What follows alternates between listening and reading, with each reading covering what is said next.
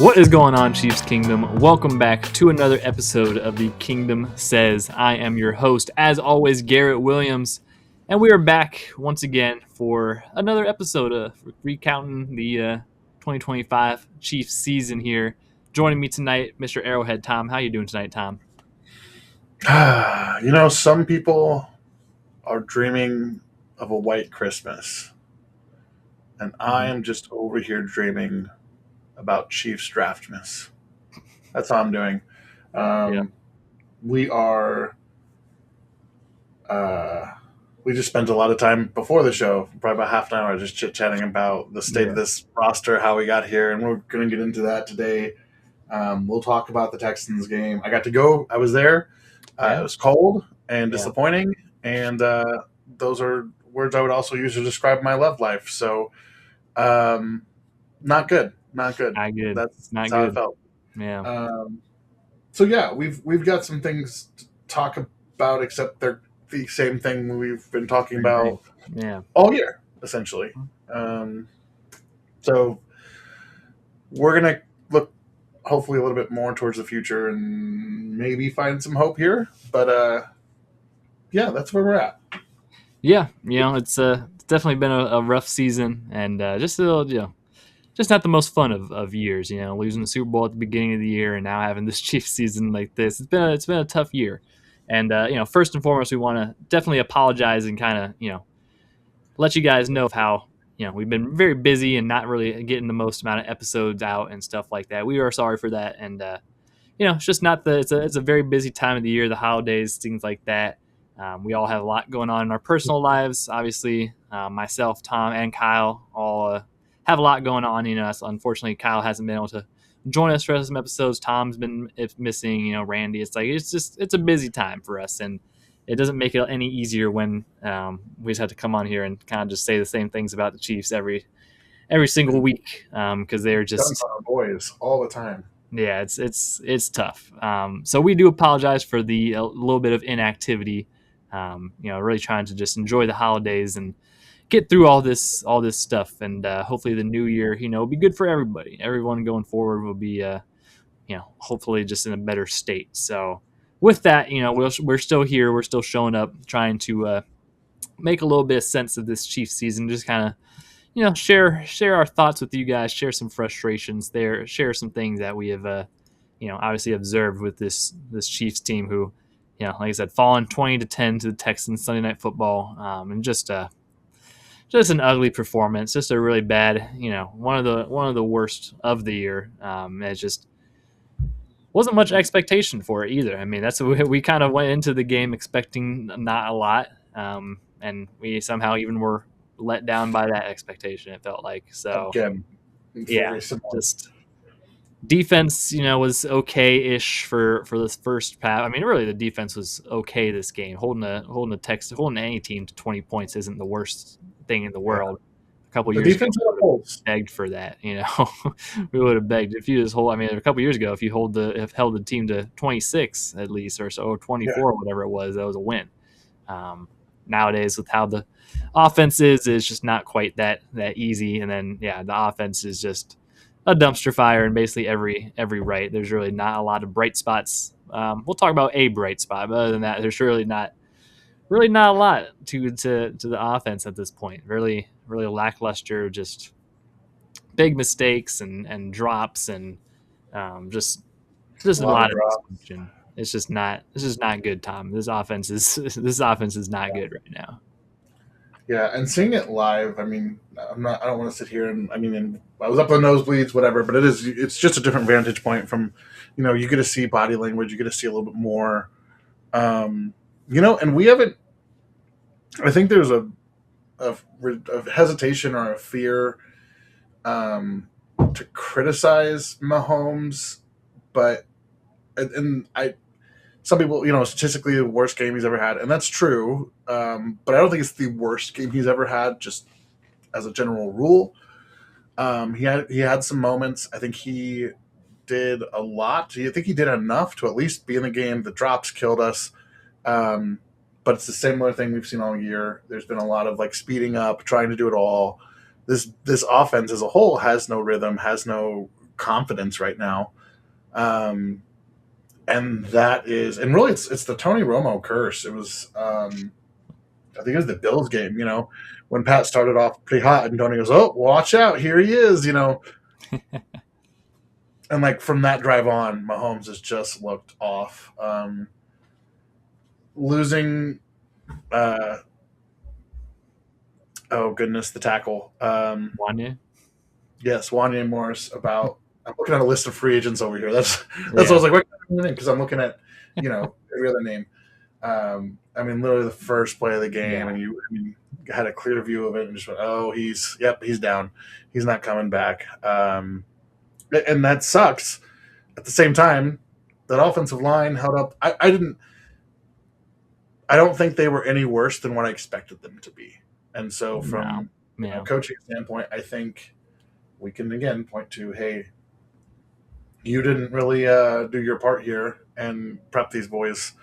Um, it felt like a lot of the same issues we've had all year, except now we're throwing in more drops. And Yeah. it was cold. It was really cold. It was a weird cold. But yeah, the offense looked uninspired. Still can't run the ball very well. Still don't have a rhythm. Just no rhythm at all. It's like me on the dance floor, just bebopping around, stepping on toes, and dropping footballs. Yeah.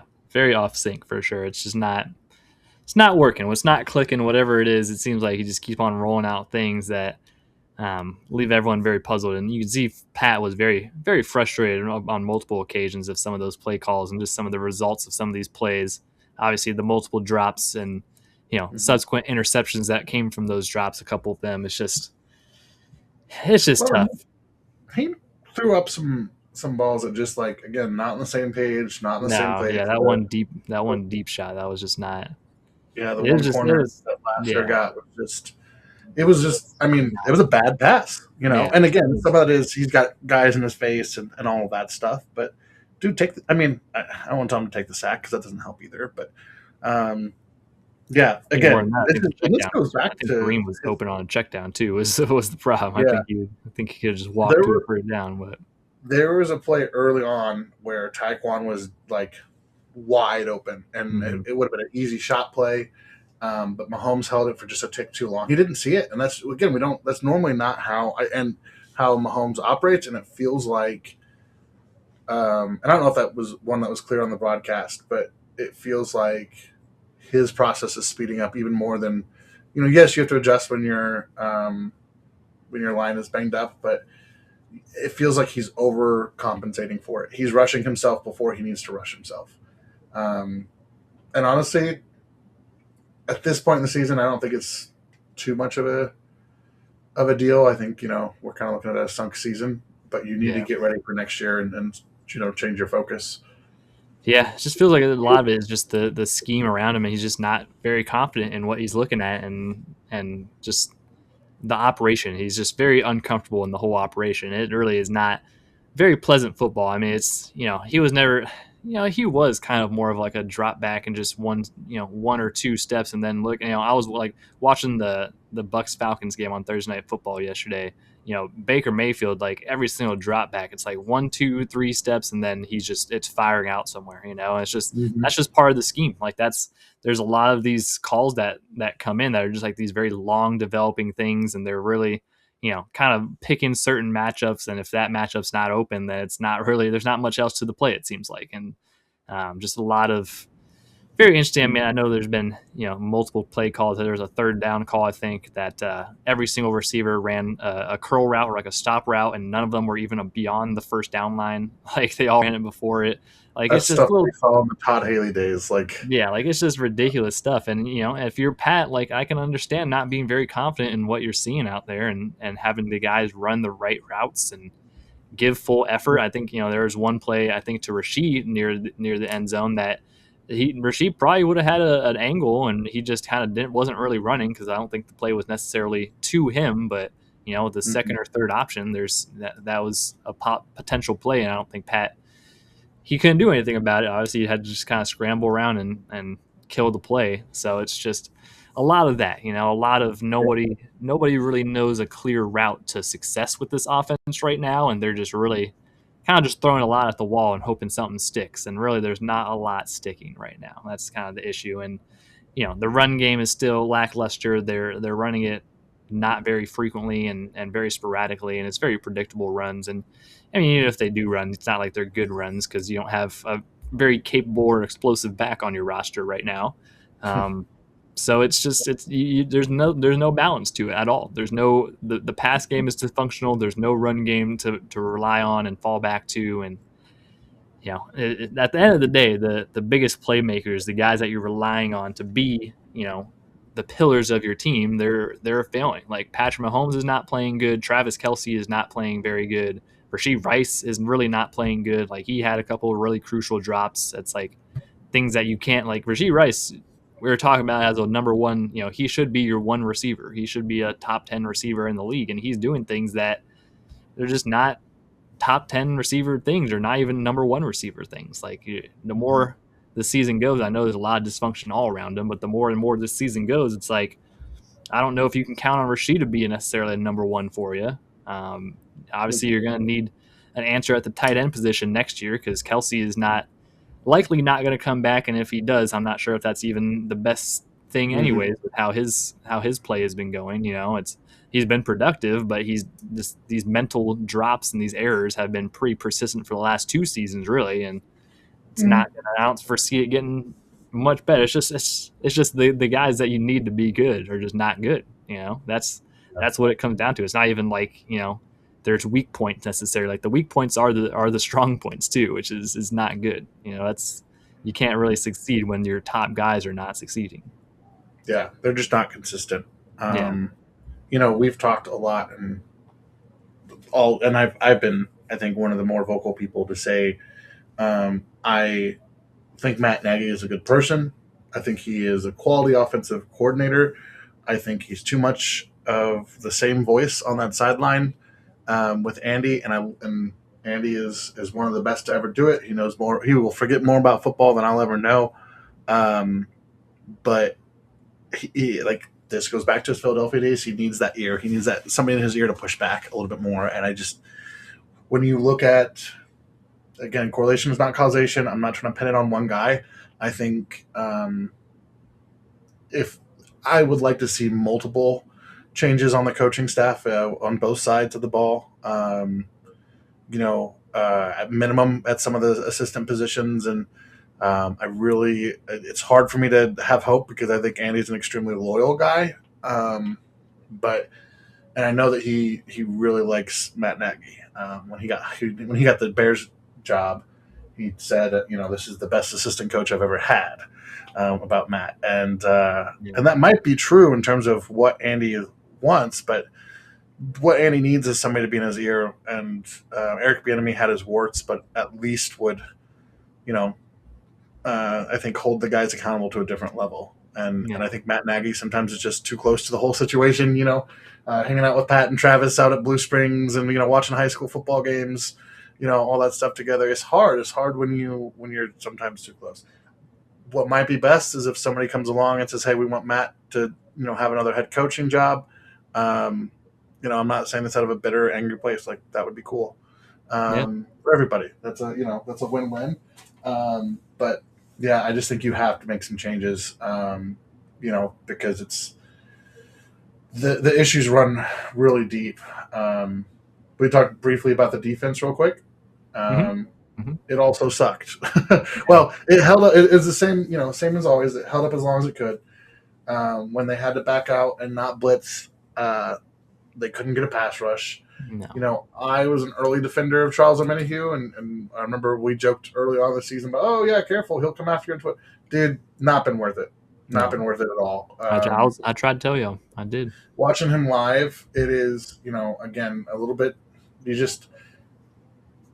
was a guy that I was intentionally watching, and, man, just doesn't have it. Can't win a matchup. And he's had to battle through some tough injuries and whatnot. He's had some big injuries, but just but not this year. And that's okay. So this is sorry. We can talk more about the defense because I have a whole rant that's related to that. Okay, yeah, let's do it. So, but yeah, Trent went down.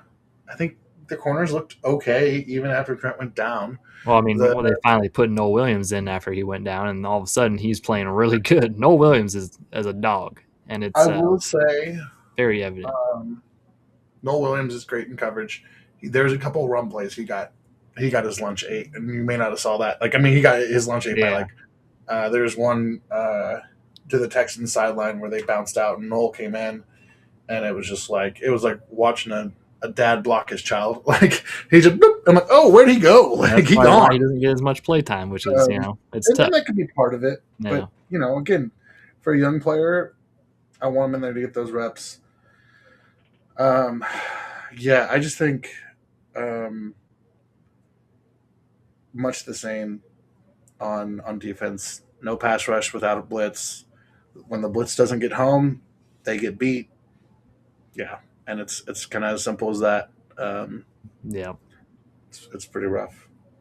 Yeah, it's Um, not good. Yeah, there's definitely go back to the coaching conversation. There's just needs to be some fresh faces on both sides of the ball. It feels like just need new perspective. Especially I look at the like the defensive back room and the kind of rotation.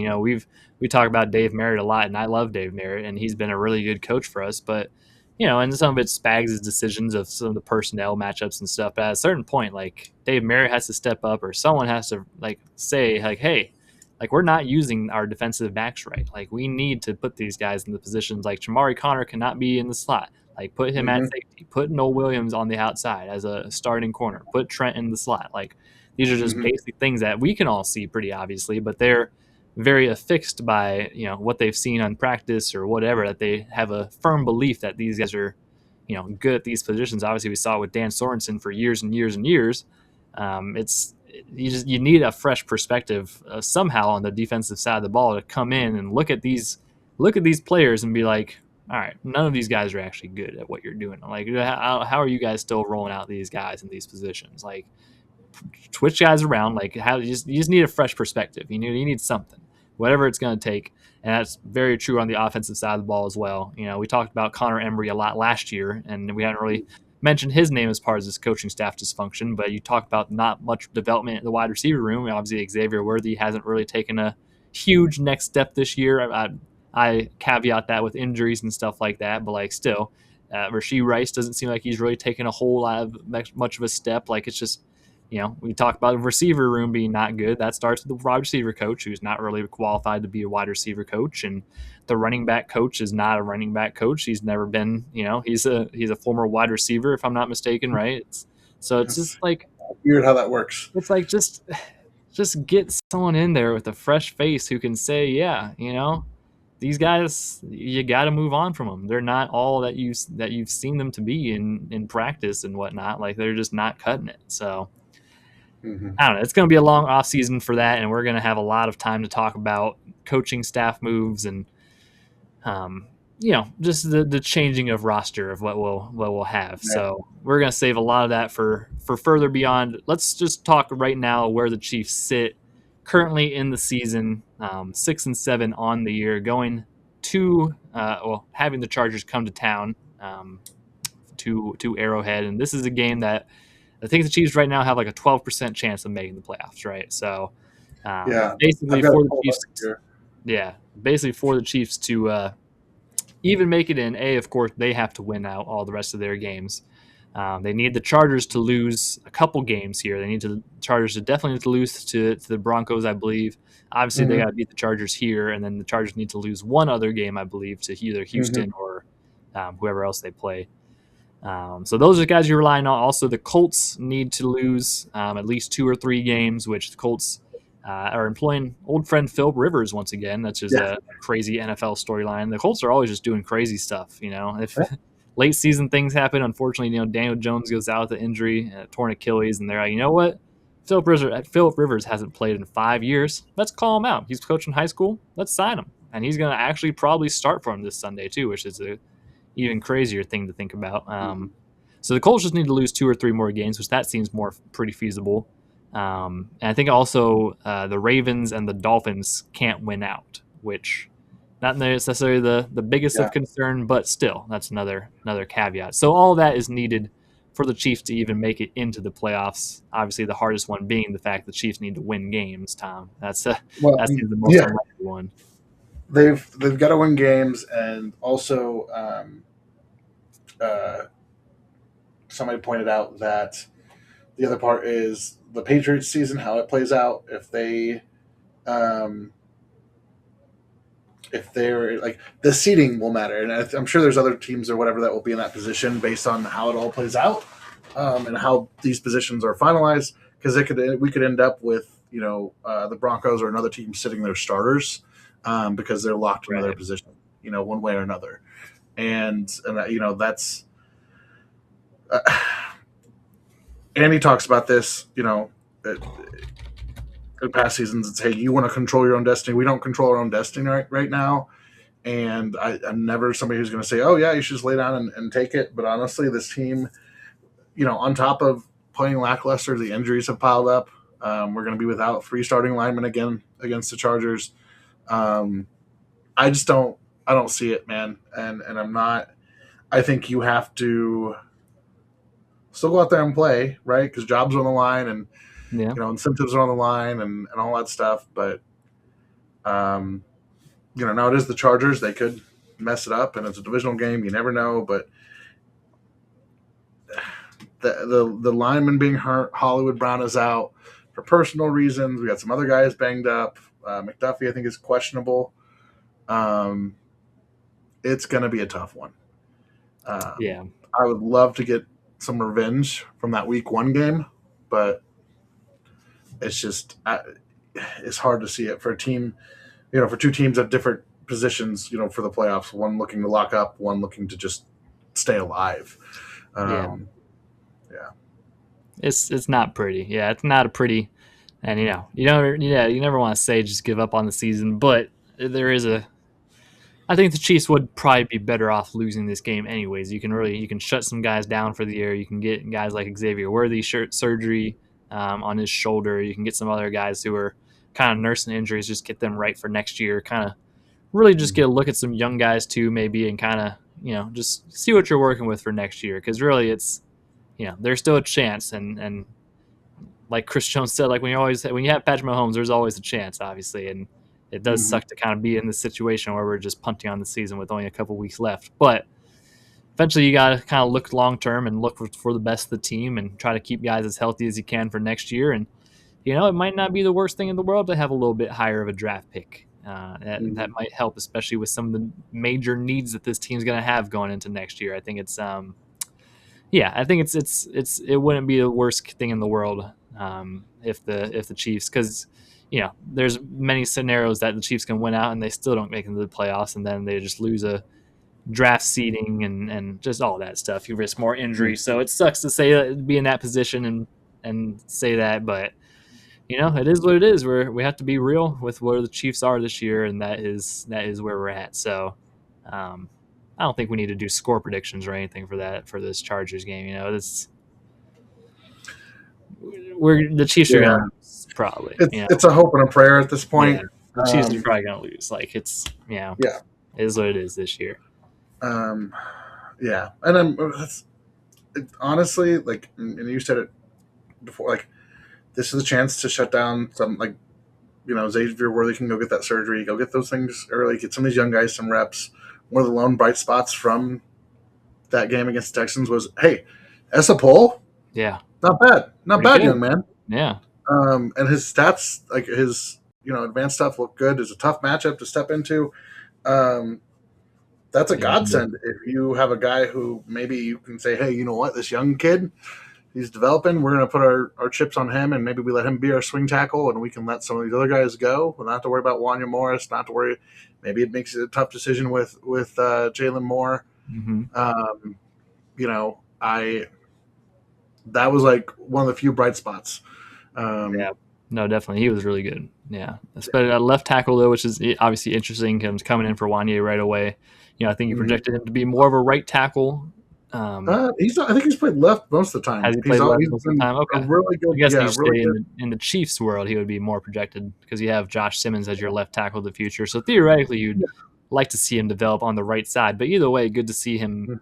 have a really impressive performance, especially off the bench. And the Chiefs just re-signed him to the practice squad only a couple weeks ago because he was obviously missed the 53-man cuts. We were anticipated him making the team on the 53-mans. He ends up getting picked up by the Jets instead, stays on their roster for a little while, and now back in Kansas City starting. So he will get the start this upcoming game versus the Chargers. So be interesting to see how that works. And like I said, a couple other starters are going to be missing over there. We'll still see Mike Caliendo and Jalen Moore on the right side. And so that's kind of the way that's looking for the Chargers game. It's really up to the Chiefs to get it done and prove at least that they have some fight left in them, or go quietly into the night for the 2025 season and call it a wrap. So one of the two is going to happen for sure. One of the two is going to happen. But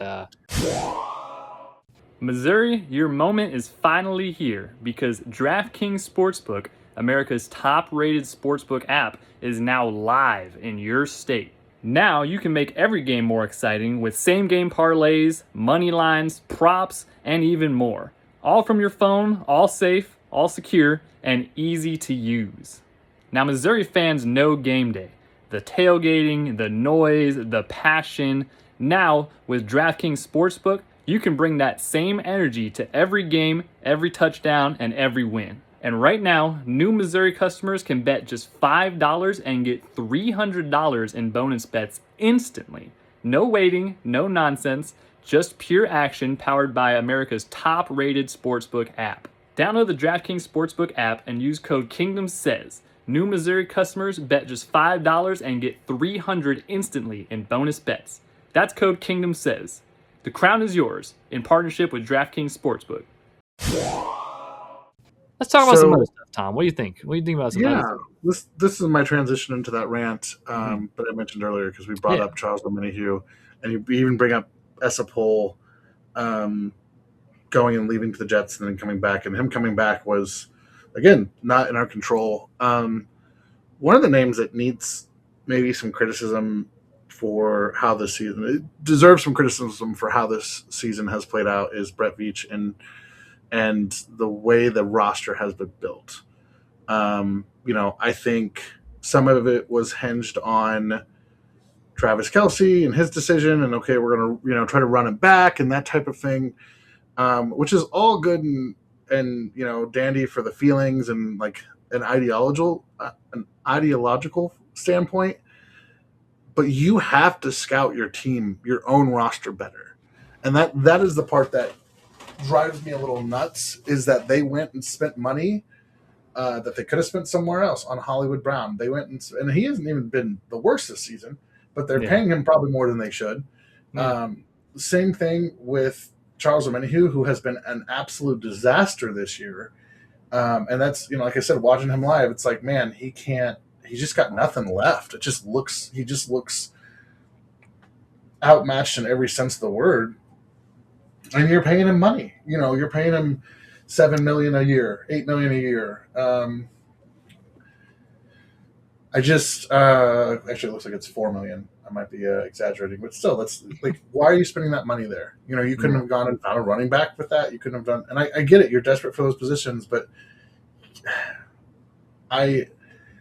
so that you don't scout internally very well.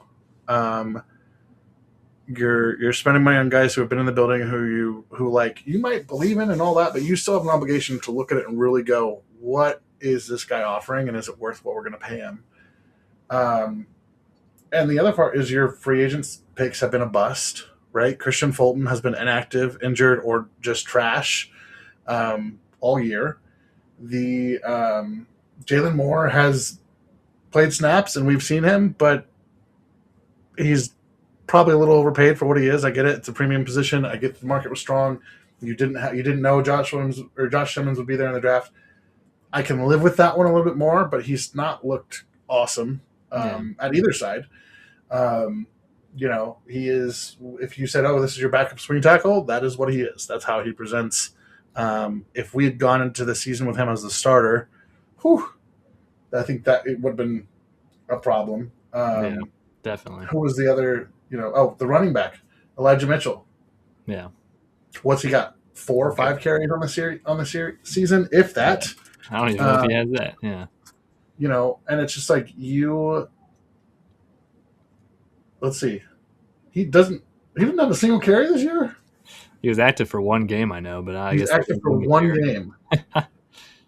I thought he at least mixed in some snaps here or there, but yeah, jeez. Yeah. And you paid him, $2.5 million to do nothing?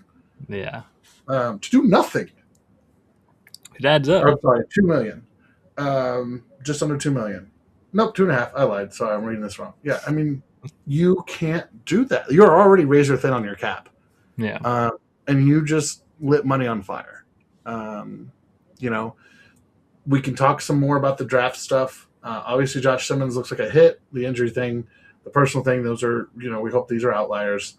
Omar Norman-Lott got hurt. Ashton Gelati looked pretty good. He's all right. I will give him that. He has looked okay the last couple games. Still just raw, but he's good. He's all right for a third rounder. He's not bad. Somehow Jalen Royals just doesn't exist anymore. Yeah, he hasn't seen a snap either. Yeah, or a catch or anything. Noah Williams looks great, but they don't play him. They play him at weird times, and so it's there's blame to go around. But this roster, when you look at it,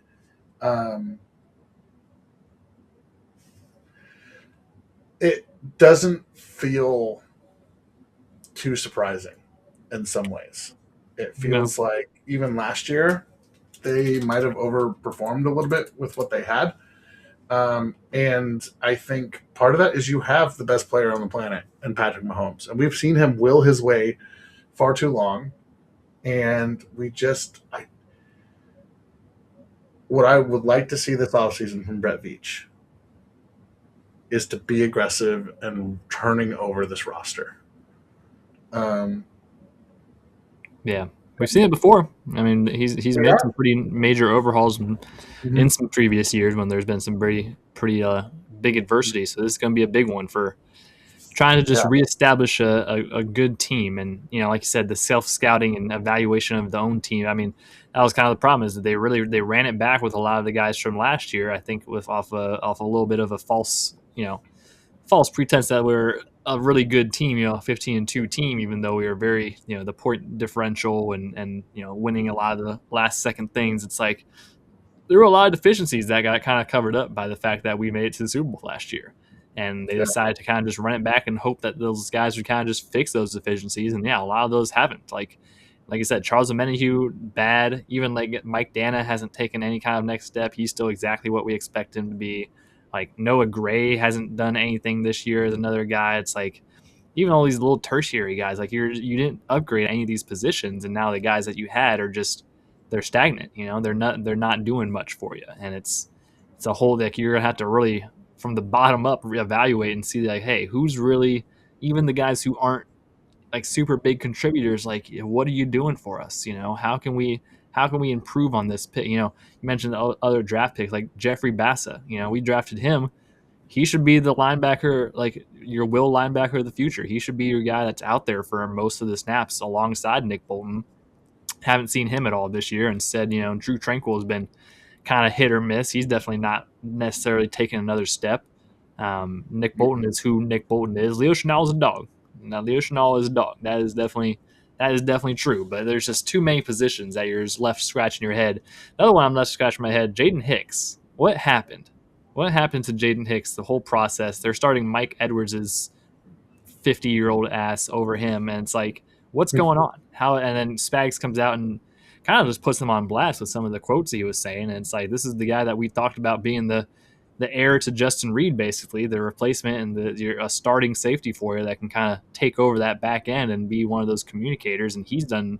I mean, Jaden Hicks has been completely absent this year, and I just don't know. I just don't know. All these different, you're not getting a lot of contributions out of anyone, and with the amount of free agents that we're going to have, you're really going to have to look at like a lot of moves are going to have to be made. Like it's going to be a long, tough offseason for Brett Veach to kind of really pick through this roster and try to add at a lot of positions need some help. That's the thing. A lot of positions need some help. So you're going to have to really be on overdrive mode and have some tough conversations with some guys. And if you wanna have success, you're gonna have to put your loyalty a little bit to the side, and just have to do business. That is the NFL. You got to do business, and if you're not performing, you got to move on, and that's what they're gonna have to do with a lot of folks. I think this offseason is look at them and probably move on from them. Probably move Well, on.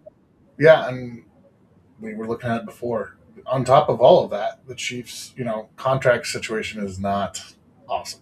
Um, they're going to have to restructure some guys, primarily Pat and Chris, which they're designed to do. Like the cap is that's kind of how it's laid out. But right now, when the new year rolls over, um, the new league year, the Chiefs are negative 34 million, which is 32nd, which is the worst cap space in the league. That's behind the Saints. That's behind all these other teams that have struggled in cap hell for a while. And so like again, when you talk about making those moves, it's like so Jawan Taylor is 9% of your cap. He's going to be gone. Gotta move them. Pat is 25.5%. That'll get restructured. Chris is 14.5%. That'll get restructured. Neither of those guys have guaranteed cash on their deals behind. I think 2000. Excuse me, after 2026. So you have to get them on the phone, get their agents on the phone, play ball. You're probably going to let Christian Fulton go. You're probably going to lose Mike Dana. You're probably looking at moving on from.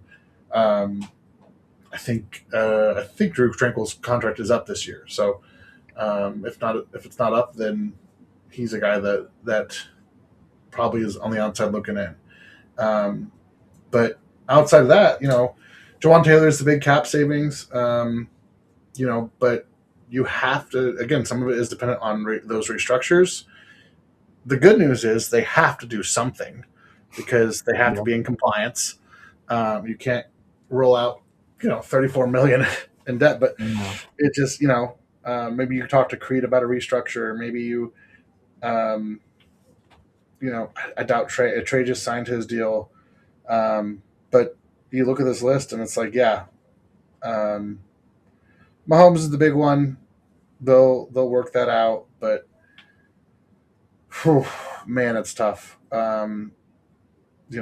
I just and then you have to be aggressive and smart in free agency. I mean, that's You gotta find some good value because you're probably not gonna have a lot of money to make some big swings. So you're gonna have to play smart, and you're gonna have to find some. You have to replace some players, and some starting level players, and hopefully, you're talking about replacing starting level players on a team that won a Super Bowl not too long ago. And so you, depending on how they feel about Jalen Royals internally, they may need to go find a receiver, because Hollywood's going to be out. So maybe they, there's a couple names, but you go look at some of those guys, those younger guys maybe, or maybe Dallas doesn't sign George Pickens. No, I'm just kidding. He's not going anywhere. Please don't clip that. But there's guys out there you look around and you okay, turn that wide receiver room over. Depending on what Travis does, we expect him to hang it up. You might want to go get, somebody out there. Maybe you grab Kyle Pitts would be fun. I've always talked about that. Very fun. Oh, that would be very. He looked really good in Thursday Night Football. Yeah. So there's guys all over.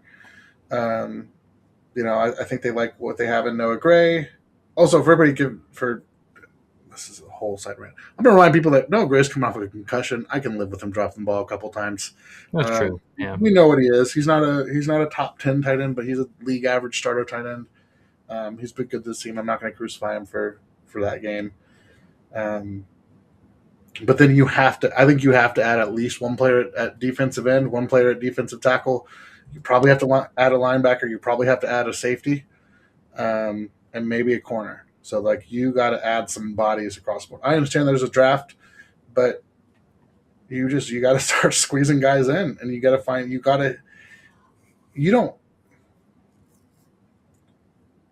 I think sometimes Brett Veach, especially after the Super Bowls, has went with a philosophy of I just want to hit a double, right? Mhm. Like I don't need to hit a home run, especially after the McDuffie draft class, because that was just home runs all over the place, right? He was Yeah. just spraying it.